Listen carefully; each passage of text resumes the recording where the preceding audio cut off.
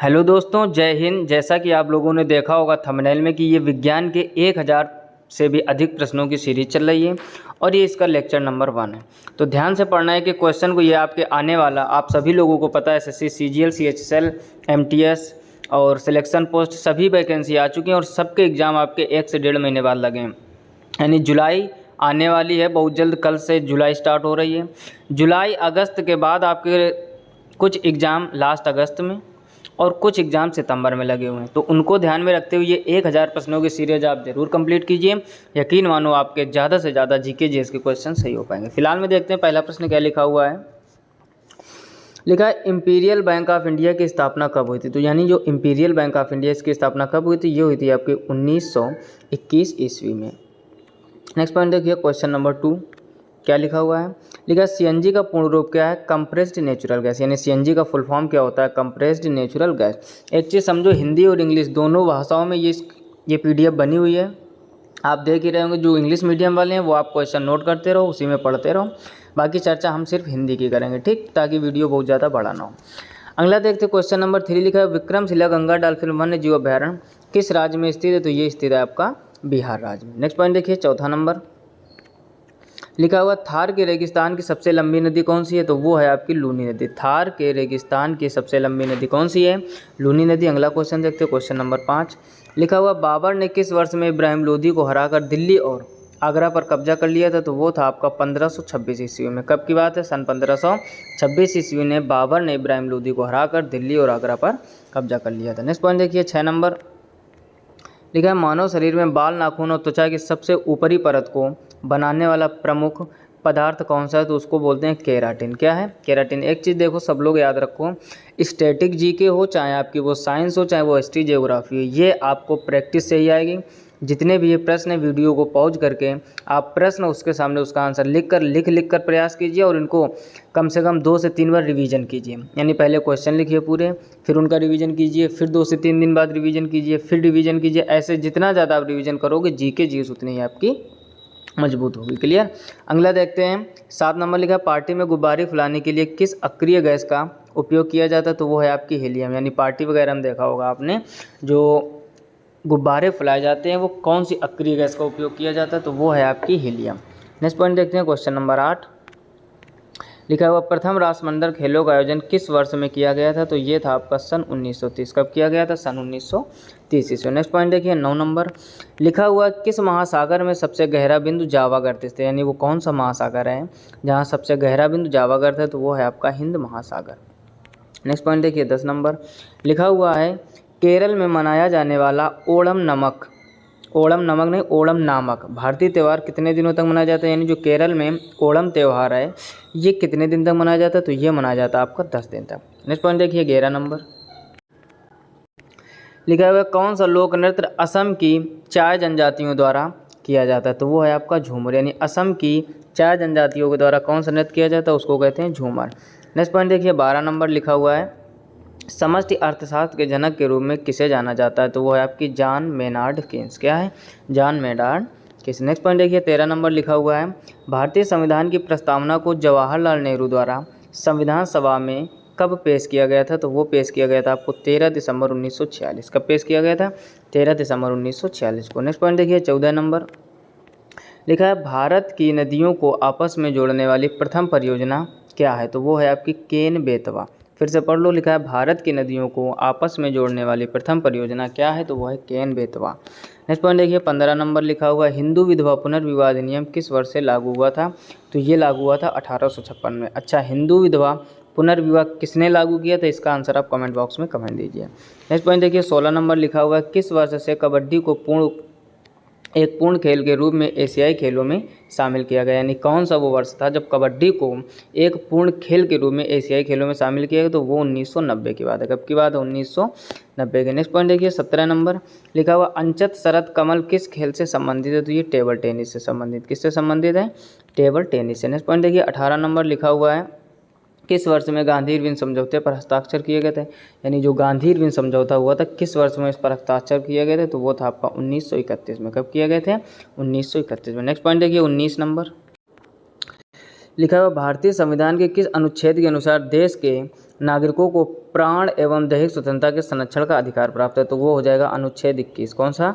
अनुच्छेद 21। Next point देखिए 20 number लिखा हुआ है, उत्तर प्रदेश के बाद किस राज्य में लोकसभा सीटों की संख्या सबसे अधिक है, तो वो है आपका महाराष्ट्र। ध्यान दो जरा, उत्तर प्रदेश में सबसे ज़्यादा अगर आपसे ये पूछा जाए कि कौन सा वो राज्य है जहाँ लोकसभा सीटें सबसे ज़्यादा हैं, तो आंसर उत्तर प्रदेश। और उत्तर प्रदेश के बाद दूसरा राज्य कौन सा आता है, तो वो आता है आपका महाराष्ट्र। नेक्स्ट पॉइंट देखिए 21 नंबर लिखा हुआ है, मनुष्य में कितने युग्म गुणसूत्र होते हैं, तो 23 युग्म। या तो आप 46 बोल दो और या तो फिर आप 23 युग्म या 23 जोड़े, दोनों टाइप से कभी कभार ऑप्शन आता है। पूछेगा मनुष्य में कितने युग्म गुणसूत्र होते हैं, तो 46 गुणसूत्र होते हैं। अगर युग्म का पूछा जाए तो युग्म का मतलब होता है जोड़ा, तो 23 जोड़े हो जाएंगे। क्लियर। अगला देखिए 22 नंबर लिखा हुआ एग्जाम वॉरियर्स नामक पुस्तक के लेखक कौन है, तो इसके नरेंद्र मोदी। आसान प्रश्न था। अगला देखिए क्वेश्चन नंबर 23 लिखा है, सांची को किस वर्ष यूनेस्को विश्व धरोहर स्थल घोषित किया गया था, तो वो था आपका 1989 में। यानी जो सांची है, सांची को किस वर्ष यूनेस्को विश्व धरोहर स्थल घोषित किया गया था, तो 1989 में। नेक्स्ट पॉइंट देखिए क्वेश्चन नंबर 24 लिखा हुआ, भारतीय सेना दिवस प्रत्येक वर्ष कब मनाया जाता है, तो वो 15 जनवरी को। यानी भारतीय सेना दिवस कब मनाया जाता है, 15 जनवरी को। नेक्स्ट पॉइंट देखिए 25 नंबर, अगर रॉबर्ट क्लाइव किस वर्ष भारत आया था, यानी जो रॉबर्ट क्लाइव थे वो भारत किस वर्ष आए थे, तो इसका सही ऑप्शन हो जाएगा 1743 में। नेक्स्ट पॉइंट देखिए 26 नंबर लिखा हुआ, बाण भट्ट ने किस राजा की जीवनी लिखी, तो वो लिखी थी हर्षवर्धन की। बाण भट्ट ने किसकी जीवनी लिखी थी, हर्षवर्धन की। नेक्स्ट पॉइंट देखिए 27 नंबर लिखा हुआ, गुरुमुखी लिपि का आविष्कार किस गुरु द्वारा किया गया था, तो वो थे आपके गुरु अंगद द्वारा। यानी जो गुरुमुखी लिपि का आविष्कार हुआ था वो किस गुरु के द्वारा किया गया था, तो गुरु अंगद के द्वारा। नेक्स्ट पॉइंट देखिए 28 नंबर लिखा हुआ है, कौन सा विटामिन एक निष्क्रिय विटामिन डी है, तो वो है आपका एग्रोकैल्सीफेरॉल। क्या है, एग्रोकैल्सीफेरॉल। नेक्स्ट पॉइंट देखिए 29 नंबर। 29 नंबर में लिखा है, लखनऊ के बुनकरों को अद्वितीय पारंपरिक कढ़ाई की कला क्या कहलाती है, तो ये कहलाती है चिकनकारी। क्या कहलाती है, चिकनकारी। नेक्स्ट पॉइंट देखिए 30 नंबर लिखा है, महिला उद्यमिता दिवस कब मनाया जाता है, यानी जो महिला उद्यमिता दिवस है कब मनाया जाता है, ये मनाया जाता है आपका 19 नवंबर को। नेक्स्ट पॉइंट देखिए 31 नंबर लिखा हुआ है, विलियम जॉन्स कप किस खेल से संबंधित है, तो ये संबंधित है आपका बास्केटबॉल से। किससे संबंधित है, बास्केटबॉल से। नेक्स्ट पॉइंट देखिए 32 नंबर लिखा हुआ, सर्प नौका दौड़ किस त्यौहार की एक अनूठी विशेषता है, तो ये आपकी ओणम की। किसकी अनूठी विशेषता है, ये आपकी ओणम की एक अनूठी विशेषता है। नेक्स्ट पॉइंट देखिए 33 नंबर लिखा है, भारतीय संविधान के किस अनुच्छेद के तहत राष्ट्रपति के पास किसी दोषी व्यक्ति की सज़ा को कम करने या उसे माफ़ी देने की शक्ति होती है, तो वो होता है अनुच्छेद 72। ध्यान से समझो, यानी भारतीय संविधान का एक अनुच्छेद है अनुच्छेद 72, जिसमें राष्ट्रपति के बाद दोषी को सज़ा माफ़ करने की या कम करने का पावर होता है एक तरह से। ठीक, तो कौन सा अनुच्छेद, अनुच्छेद 72। नेक्स्ट पॉइंट देखिए 34 नंबर लिखा, हुंडरू जलप्रपात किस नदी पर अवस्थित है, तो ये आपका स्थित है सुवर्ण रेखा पर। किस पर है, सुवर्ण रेखा पर। नेक्स्ट पॉइंट देखिए 35 नंबर लिखा हुआ है, हड़प्पा लिपि के 10 बड़े आकार के चिन्हों वाला एक शिलालेख किस स्थान पर पाया गया था, तो ये था धौलावीरा। कहाँ पाया गया था, धौलावीरा में। नेक्स्ट पॉइंट देखिए 36 नंबर लिखा हुआ है, किसी तरल पदार्थ द्वारा लगाए जाने वाले घर्षण बल को क्या कहा जाता है। कह रहा है किसी तरल पदार्थ द्वारा लगाए जाने वाले घर्षण बल को क्या कहा जाता है, इसको ड्रैग या कर्षण कहा जाता है। नेक्स्ट पॉइंट देखिए 37 नंबर लिखा, भारतीय वन्यजीव अधिनियम 1972 की अनुसूचियों में से किस अनुसूची के तहत गंगा के डॉल्फिन संरक्षित किए गए हैं, तो वो है आपकी पहली अनुसूची। कौन सी अनुसूची है, पहली अनुसूची। नेक्स्ट पॉइंट देखिए 38 नंबर लिखा है, उत्तर भारत की कौन सी नदी बेरीनाग का मुख्य जल स्रोत है, तो वो है आपकी झेलम नदी।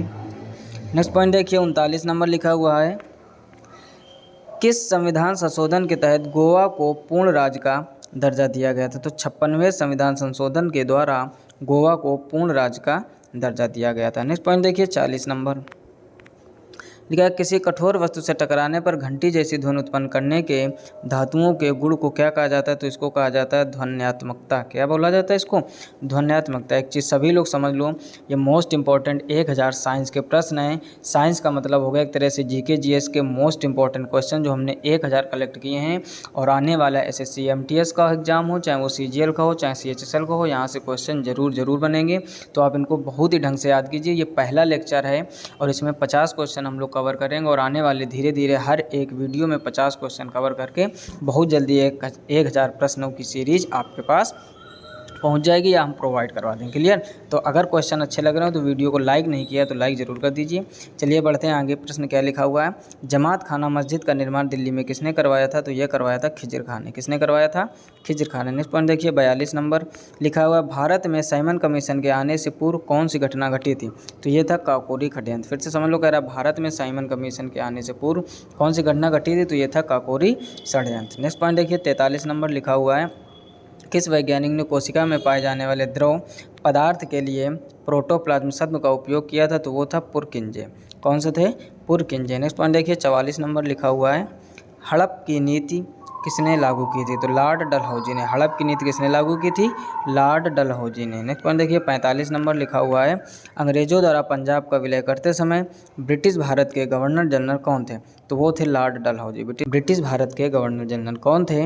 लॉर्ड डलहौजी। नेक्स्ट पॉइंट देखिए 46 नंबर लिखा हुआ, भारत में पंचायती राज संस्थाओं को बढ़ावा देना किस अधिनियम का उद्देश्य है? तो ये है संविधान संशोधन अधिनियम 1992। फिर से समझ लो, कह रहा भारत में पंचायती राज संस्थाओं को बढ़ावा देना किस अधिनियम का उद्देश्य है? तो ये संविधान संशोधन अधिनियम 1992 का। नेक्स्ट पॉइंट देखिए 47 नंबर लिखा हुआ है, कृत्रिम वर्षा के लिए किस रसायन का उपयोग किया जाता है? तो वो है आपका सिल्वर आयोडाइड। सिल्वर आयोडाइड से कृत्रिम वर्षा अर्थात बनावटी यानी बादल बना के हम लोग वर्षा करा सकते हैं। तो वो कृत्रिम वर्षा के लिए किस रसायन का उपयोग किया जाता है? सिल्वर आयोडाइड का। नेक्स्ट पॉइंट देखिए 48 नंबर लिखा हुआ है, अंतिम मुगल सम्राट बहादुर शाह जफर को अंग्रेजों ने रंगून ले जेल में किस वर्ष कैद किया था? तो ये 1858 में। कब किया था? सन 1858। नेक्स्ट पॉइंट देखिए 49 नंबर लिखा हुआ, रक्तचाप के लिए किस यंत्र का उपयोग किया जाता है? तो रक्तचाप के लिए स्पिग्मोमैनोमीटर। किसका उपयोग किया जाता है? स्पिग्मोमैनोमीटर का। नेक्स्ट पॉइंट देखिए 50 नंबर लिखा हुआ, भारत के कुछ हिस्सों में किसान पोला त्यौहार किसकी पूजा करके मनाते हैं? तो ये बैल की। यानी भारत का कुछ हिस्सों में जो किसान हैं वो पोला त्यौहार मनाते हैं और वो उस पोला त्यौहार में किसकी पूजा करते हैं? तो वो पूजा करते हैं बैल की। तो यहाँ तक हम लोगों ने 50 क्वेश्चन कवर कर लिए और जैसा कि आपको सामने दिख रहा है सब्सक्राइब अवश्य कर लीजिए और साथ ही साथ नोटिफिकेशन बिल को ऑल पर सेलेक्ट कीजिए ताकि हर एक वीडियो की नोटिफिकेशन आप तक पहुँचे और जितना हो सके अपने दोस्तों में शेयर कीजिए ताकि उनके भी आने वाली हर एक एग्ज़ाम की तैयारी अच्छी हो सके। इस चैनल पर आपको SSC CGL CHSL MTS railway कोई भी SSC का एग्ज़ाम हो जिसके प्रीवियस ईयर क्वेश्चन प्रैक्टिस करवाई जाती है। आप चैनल पर जाओगे वहाँ पर प्लेलिस्ट में जाइए, चाहे आपको CGL की हिस्ट्री, ज्योग्राफी, इकोनॉमिक्स किसी भी की प्रीवियस ईयर क्वेश्चन को अगर प्रैक्टिस करनी है तो इस चैनल पर ढेर सारी प्लेलिस्ट बनी हुई है। CGL की अलग बनी है, CHSL की अलग बनी है, MTS की अलग बनी, जहां हमने प्रीवियस ईयर क्वेश्चन 4 से 5 वर्षों के कवर कराएं। वहां जाके आप उन सबको ज़रूर विजिट कीजिए क्योंकि आने वाला एग्ज़ाम आपका तभी अच्छा हो पाएगा जब आप प्रीवियस ईयर क्वेश्चन को समझोगे कि किस टाइप के क्वेश्चन बनते हैं।